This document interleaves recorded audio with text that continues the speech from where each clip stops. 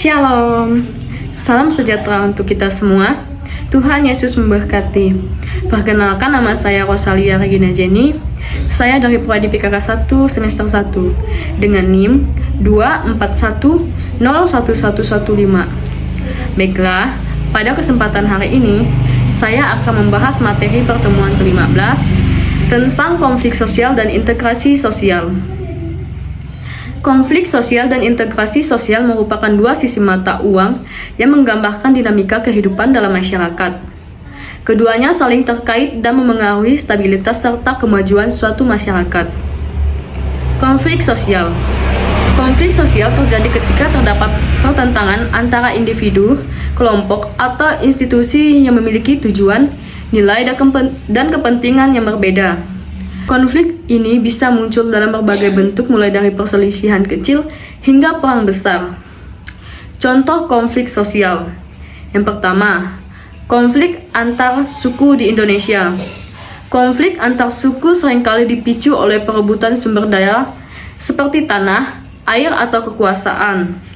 Yang kedua, konflik antar agama.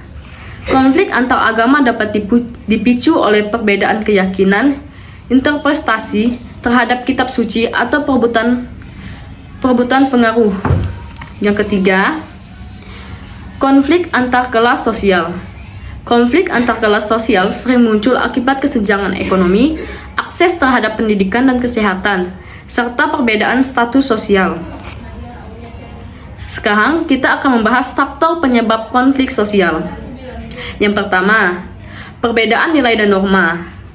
Ketika nilai dan norma dipegang oleh kelompok masyarakat berbeda, hal ini dapat menyebabkan konflik. Contohnya, konflik antara kelompok masyarakat yang memegang nilai tradisional dengan kelompok masyarakat yang lebih modern. Yang kedua, persaingan sumber daya. Persaingan untuk mendapatkan sumber daya seperti tanah, pekerjaan, dan kekuasaan dapat memicu konflik. Contohnya, konflik antara petani dan pemilik lahan yang memperebutkan sumber air untuk irigasi. Yang ketiga, ketimpangan sosial. Ketimpangan dalam kekayaan, status sosial, dan akses terhadap pendidikan dan kesehatan dapat menyebabkan konflik. Contohnya, konflik antara kelompok masyarakat miskin dengan kelompok masyarakat kaya yang memiliki akses lebih mudah terhadap sumber daya. Yang keempat, diskriminasi. Perlakuan diskriminatif terhadap kelompok tertentu karena ras, agama, atau status sosial dapat menyebabkan konflik. Contohnya, konflik rasial yang terjadi di Afrika Serikat yang melibatkan kelompok kulit hitam dan kulit putih. Yang kelima, identitas kelompok.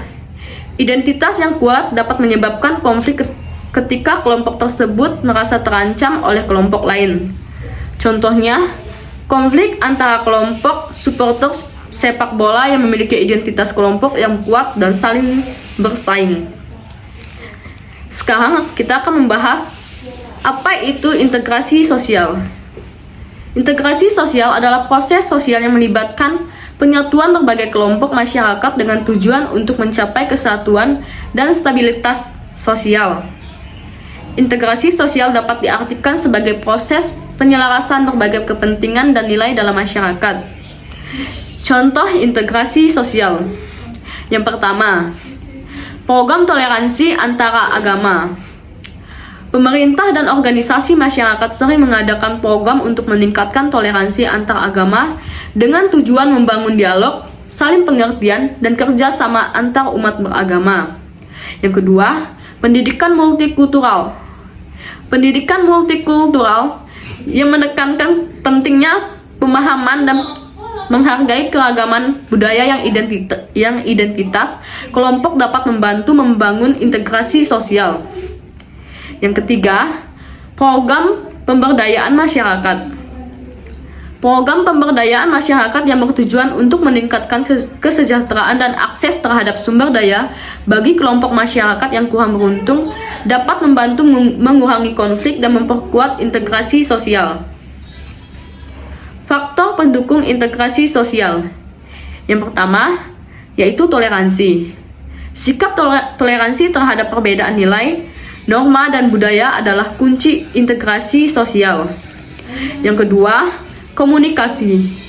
Komunikasi yang efektif antar kelompok masyarakat dapat membantu membangun saling pengertian dan mengurangi konflik.